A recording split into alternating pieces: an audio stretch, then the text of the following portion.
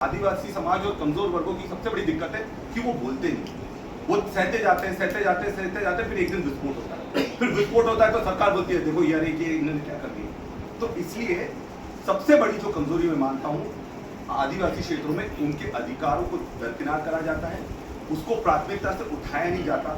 National media से भी मेरी शिकायत है कि ट्राइबल इश्यूज को नहीं उठाया जाता जब तक वो एन्व्हायरमेंटल इशू नहीं बन जाता।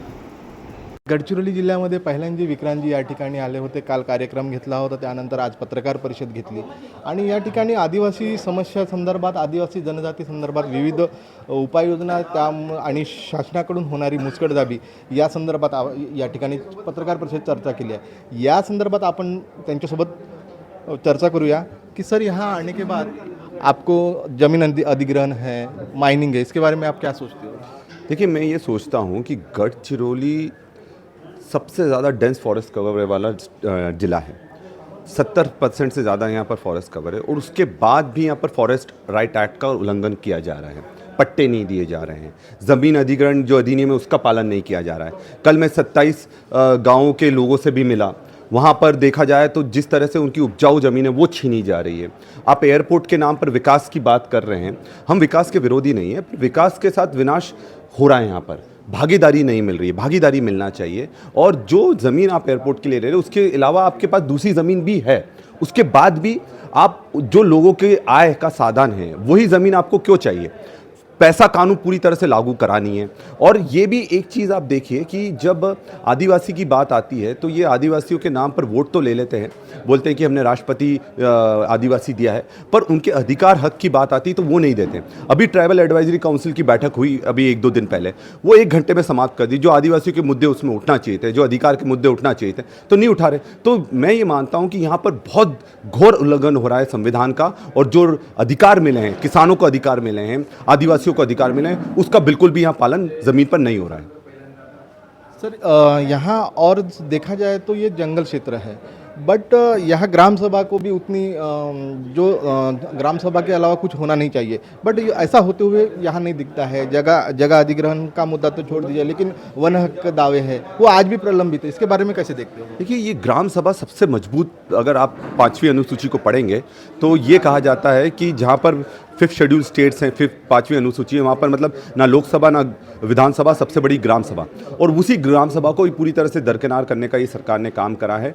वन अधिकार पट्टे जो मिलना चाहिए, जो कम्युनिटी राइट्स मिलना चाहिए, सामुदायिक अधिकार मिलना चाहिए, वो भी हम नहीं मिल पा रहा है। तो निश्चित तौर पर हमने ये आपस में चर्चा करी है। यहाँ 10 लोगों का एक कमेटी तैयार करी गई है जो लगातार इन मुद्दों पर, इन दावों पर स्टडी करेगी, उनके दस्तावेज इकट्ठे करेंगे और सुप्रीम कोर्ट में भी हम यहाँ के लोगों की लड़ाई लड़ेंगे। सर, आपने अभी बोला था कि अंडमान निकोबार में 1 दिन में ही उनको अनुमति मिली है, इसके बारे में क्या चाहते हैं? देखिए, मैं ये चाहता हूँ कि एनजीटी जो भी निष्पक्ष जो संस्थानें बनाई गई थी कांग्रेस द्वारा, चाहे वो एनजीटी हो, चाहे जुडिशरी में बहुत सारी चीज़ें हैं जो हमको जिस तरह से डिसीजन होना चाहिए जनता के फेवर में वो नहीं हो पा रहे हैं। पर बात साफ है कि एनजीटी हो चाहे जो नेशनल ग्रिड बोर्ड, उनमें सिर्फ बड़े बड़े उद्योगपतियों की सुनी जा रही है। आम जनता अगर कुछ दावे लेकर जाती है उसको पूरी तरह से दरकिनार किया जाता है। अगर बड़ा कोई प्रोजेक्ट होगा 1 दिन में उसको अनुमति दी जाती है, पेनल्टी, बल्कि पेनल्टी तक दूसरे लोगों पर उसमें ठोकी जा रही है कि आप बीच में हस्तक्षेप ना करो। तो मैं मानता हूं कि अब हम जाएं तो कहां जाएं, और जिस तरह से एक बेबस अपना नीचे का जो व्यक्ति अपने आप को समझ रहा है, शायद आज़ाद भारत में ऐसा पहले कभी नहीं हुआ था। सर, गडचिरोली, लास्ट सवाल है मेरा, गडचिरोली में आप आए हो, आप देखे हो, आदिवासी समाज के बारे में अध्ययन भी कर चुके हो और करने की कोशिश भी जारी है और आगे शासन तक बात पहुंचाने वाले हैं, तो कैसे देखते हो सर, क्या हम संदेश देना चाहते हैं गडचिरोली के लिए आगे? देखिए, संदेश साफ है कि गढ़चिरौली हमारी शान है, हम आदिवासियों की शान है, और यहाँ पर जब अगर गलत हो रहा है तो निश्चित तौर पर उसके लिए हम आखिरी तक लड़ाई लड़ने के लिए तैयार हैं। और जब हमको दिल्ली से यहाँ भेजा गया तो ये स्पष्ट है कि राहुल जी की भी मंशा है कि हम लोग ये लड़ाई को आखिरी स्तर तक ले जाएं, ज़मीन पर भी ले जाएं, और सुप्रीम कोर्ट में जो लड़ाई लड़नी है वो भी लड़ें। सर, शिक्षण मंत्री धर्मेंद्र प्रधान जी ने कल इस्तीफा दिया है, इसके बारे में क्या सोचते हो और कांग्रेस की रणनीति आगे क्या रहने वाली है? देखिए, रणनीति साफ है, जहां अन्याय होगा कांग्रेस खड़ी हुई दिखेगी, आपको लड़ाई लड़ते हुए दिखेगी। और ये धर्मेंद्र प्रधान का जो इस्तीफा हुआ है, 12 साल में पहली बार किसी केंद्रीय मंत्री ने इस्तीफा दिया है, जबकि कितने लोग मर गए, ट्रेन हादसों में मर गए, पेपर लीक पहले भी हुए, पहले भी स्टूडेंट्स ने सुसाइड कराया। पर जब जनता और जेनजी और कांग्रेस साथ में आते तो निश्चित तौर पर उसका रिजल्ट निकलेगा। और जिस तरह से आपने देखा कि आज़ाद भारत में पहली बार हुआ है कि एक नेता प्रतिपक्ष को ज़मीन पर घसीटा गया है और उसके बाद जब जाकर ये पूरा प्रेशर बना सरकार पर और तब जाकर उनको इस्तीफा जेनजी के आंदोलन से के कारण देना पड़ा है।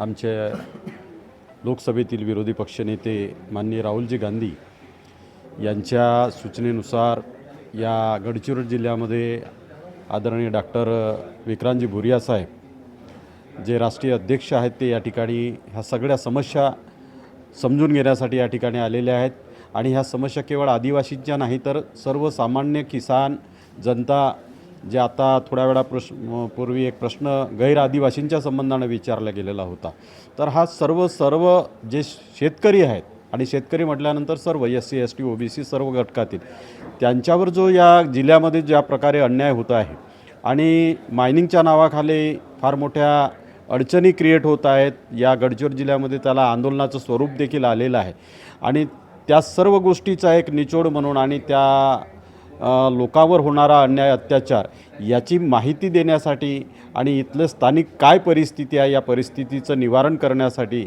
आदरणीय भुरियाजी आले आहेत। भुरियाजी सोबत आम्ही काल दिवसभर फिरलो, अनेक लोकांनी आपल्या व्यथा त्या ठिकाणी सांगितलेल्या आहेत आणि त्या सर्व प्रकरणावरती सखोल चर्चा करून ते दिल्लीमध्ये डिस्कस करून माननीय राहुलजी गांधी यांच्याकडे त्या सर्व प्रश्नांना वाचा फोडण्याच्या दृष्टिकोनातून प्रयत्न केलं जाईल आणि इथल्या गडचिरोली जिल्ह्यामध्ये जो काही अन्याय अत्याचार होत आहे सर्वसामान्य लोकांवरती आणि आदिवासी बांधवावरती प्रामुख्यानं मग पेसा कायद्याचं उल्लंघन होत आहे, ह्या साऱ्या गोष्टीचा एक विचार करून नक्कीच यावर काँग्रेस पक्षाच्या वतीनं एक सकारात्मक तोडगा निघेल अशी मला आशा आहे। नक्कीच या ठिकाणी काल विक्रांतजी आहेत किंवा या ठिकाणी काँग्रेसचे कार्यकर्ते आहेत यांनी वेळोवेळी जाऊन आणि प्रत्यक्षात गावात जाऊन त्याची पाहणी केली आहे आणि पाहणी केली असता त्यांना ज्या समस्या आहेत त्या लोकांनी स्पष्ट सांगितलं आहे। यावर नक्कीच विचार करून रणनीती आखण्यात येईल। काँग्रेसच्या वतीने यावर समोर कार्यक्रम आयोजित करून गडचिरोली जिल्ह्याला कसा विकासात्मक बाबीकडे पाहता येईल, शिवाय गडचिरोलीच्या आदिवासी जनजाती या लोकांना कसा न्याय मिळवून देता येईल आणि अन्याय होण्यापासून कसं वाचवता येईल याकडे पाहिलं जाणार आहे। ओमप्रकाश चुनारकर, लोकस्पर्श न्यूज, रवी मंडावारसह, गडचिरोली।